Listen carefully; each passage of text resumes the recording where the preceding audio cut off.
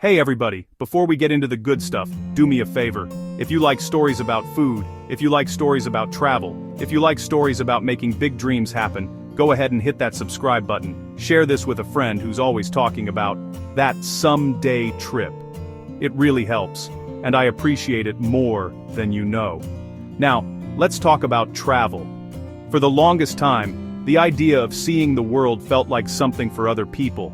It was for the folks in movies, the ones with trust funds, or the retired couples who had a lifetime to save. My world was my neighborhood, my city, and the familiar comfort of my favorite deli. The globe on my desk was just a decoration, a dusty sphere of impossible destinations I'd spin when I was bored. I used to think you needed a suitcase full of cash and a first-class ticket. My reality was more like a beat-up car and a budget that screamed staycation. The thought of navigating a foreign airport, trying to order food in a language I didn't speak, or sleeping in a place that wasn't my own bed was, frankly, terrifying. And honestly, a little bit thrilling. It was a paradox that lived in the back of my mind. I was comfortable, but I was also curious. What was I missing? What flavors, what sounds, what people were out there, just beyond the horizon of my everyday life? The world felt so big, and I felt so small, stuck in my little corner of it. This story isn't about how I suddenly became a millionaire and bought a private jet. It's the opposite. It's the story of how a regular guy, a guy who loves a good sandwich more than most things, decided that someday was no longer an acceptable answer. Photo. Here's a younger version of me smiling awkwardly next to a giant, overflowing backpack in an airport. It's about how I traded fancy dinners for home-cooked meals, new gadgets for a growing savings account, and the fear of the unknown for the excitement of possibility. This is the honest, no-frills story of how I cobbled together enough money, courage, and, well, a fair bit of naivete to step out my front door and see what the rest of the world was eating for lunch. And believe me, it was a journey filled with as many mistakes as it was with amazing meals. So, I invite you to pull up a chair, maybe grab a snack. Every big journey starts with a small spark, right? It was more like a slow burn, fueled by late-night TV. I'd be flipping through channels, and suddenly, there it was, a travel show. It was usually a chef, someone like Anthony Bourdain, sitting at a plastic table on a busy street in Hanoi, slurping a bowl of noodles. He wasn't in a fancy five-star restaurant. He was with the people, eating what they ate, laughing with them, connecting over a shared meal. It wasn't about luxury. It was about connection. I started to realize the world I wanted to see wasn't the one on glossy pages. I wanted to find the best street taco in Mexico City, the most comforting bowl of ramen in Tokyo, the spiciest curry in Bangkok. My inspiration wasn't monuments. It wasn't museums. My inspiration was food. Food is the great connector. Culture, history, family, love. I figured if I could just follow the food, I would find the heart of every place I visited. The dream started to take shape, a mission to find the most delicious, authentic, and soul-satisfying food. This wasn't about ticking boxes off a list, it was about collecting experiences one bite at a time. I imagined sitting down with strangers, a perfectly grilled piece of fish, a freshly baked loaf of bread. This why became my North Star. Having a strong why is everything. My why was the taste of things I hadn't tasted yet. It was the smiles of the people who cooked them. It was the dream of a global potluck where I was lucky enough to be a guest. On days when I felt like giving up and just ordering a pizza, I would close my eyes and imagine the sizzle of a street market in Thailand. That powerful sensory goal was more motivating than any number in a savings account. It made the sacrifice feel less like a loss, and more like an investment in a future feast. We're going to dive into the nitty-gritty of how it all happened. I'll share the exact, sometimes painfully simple steps I took to save the money. I'll tell you about the rookie mistakes that made me want to crawl into a hole, and what those blunders taught me about travel and about myself. My hope is that by the end of this, you'll see that traveling the world isn't just a dream for the wealthy. It's a possibility for anyone with a little bit of discipline, a good sense of humor, and a very, very big appetite for adventure. Let's get into it. Once I had my dream, the scary part began. The math. I sat down one evening with a notebook, my bank statements, and a healthy dose of terror. I needed a plan. The first thing I did was create a brutally honest budget. I tracked every single penny I spent for a month, every coffee, every magazine, every pack of gum. It was an eye-opening and slightly embarrassing experience. I discovered I was spending a small fortune on things that brought me almost no real joy. That daily $5 latte? That was a delicious lunch in Vietnam. The weekly takeout orders? That was a train ticket across Italy. Seeing it in black and white was the wake-up call. My savings strategy was simple. I called it the pay-yourself-first method. The moment my paycheck hit my bank account, before I paid any bills or bought any groceries, I transferred a set amount directly into a separate high-yield savings account. I labeled this account The World. It was at a different bank, out of sight, out of mind. I started with a small amount, just $50 a week. As I got better at trimming my expenses, I gradually increased that amount. It became a game to squirrel away for the world. Next, I tackled my biggest money drains, eating out and subscriptions. I made a rule. I could eat out once a week, and that was it. The rest of the time, I was my own chef, meal prepping rice, roasted vegetables, and grilled chicken.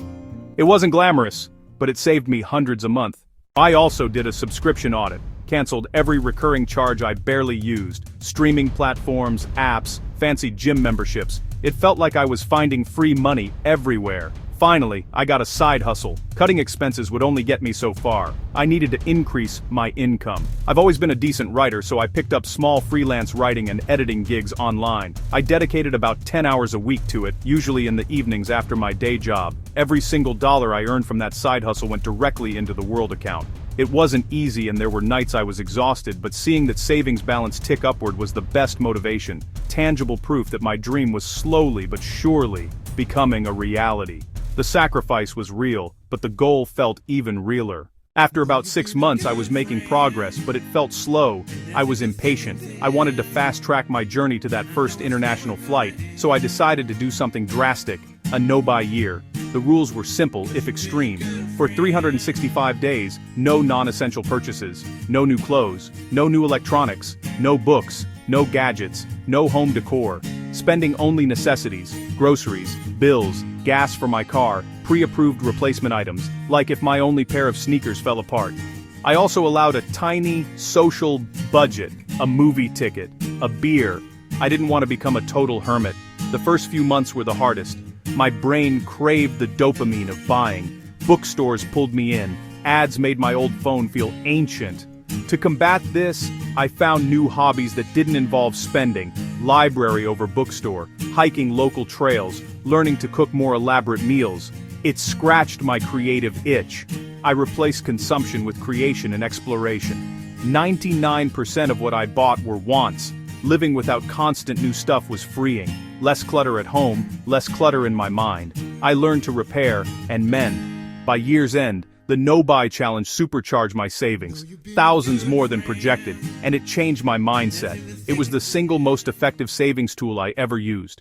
With a passport in hand and a bank account that looked healthier than ever, I booked my first big trip, a 3-week backpacking adventure through Southeast Asia. I thought I had it all figured out. I had read the blogs, I had my budget spreadsheet, I had a brand new backpack that was probably too big. I overpacked, 3 pairs of jeans to the most humid place on earth, outfits for every scenario, way overdressed. I dragged that heavy bag through airports, onto buses, up hostel stairs.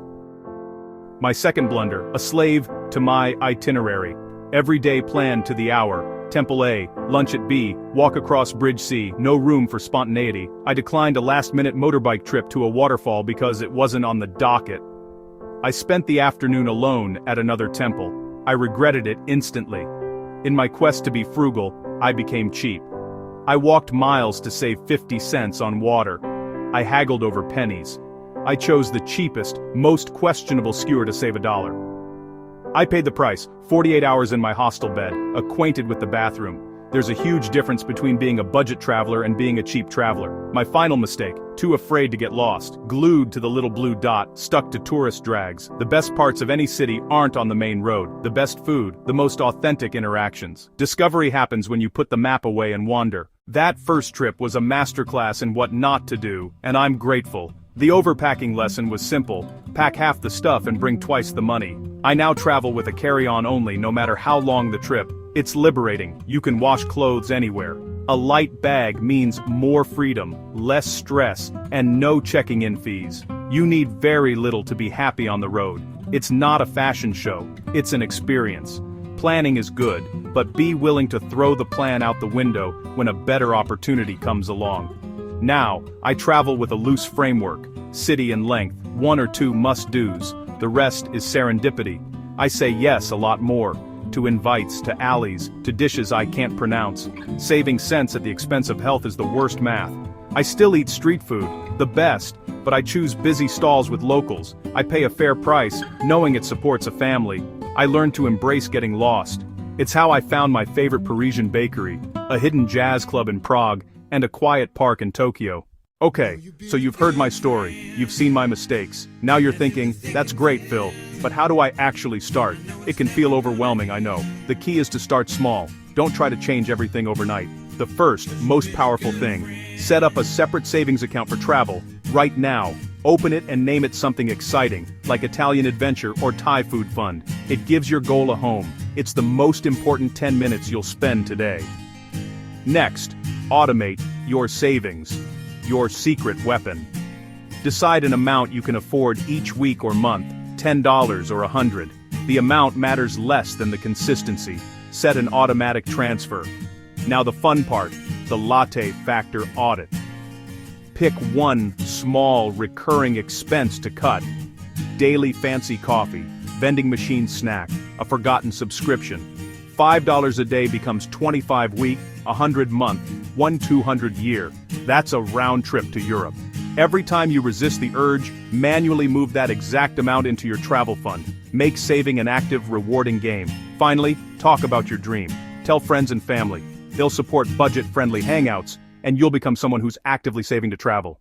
We've talked a lot about money, how to save it, how to spend it wisely. But the most valuable things you get from travel have nothing to do with money. The real return isn't in souvenirs or photos, it's in how the experience changes you. It's the confidence of navigating a place where you don't speak the language, and the perspective you gain seeing how others live, their challenges and joys. Travel teaches empathy. Share a meal, and you stop seeing a foreigner, you see a person. We all want the same things, to be safe, provide for family, laugh with friends, and eat good food. You realize the world isn't as scary or divided as the news suggests. It's full of good people happy to share their table. You become resourceful and adaptable. When plans fall apart, you figure it out. On the fly, calmly. Those skills follow you home. You're more resilient, patient, confident, and you gain gratitude for clean water, your own bed, and the world's beauty, diversity, and complexity.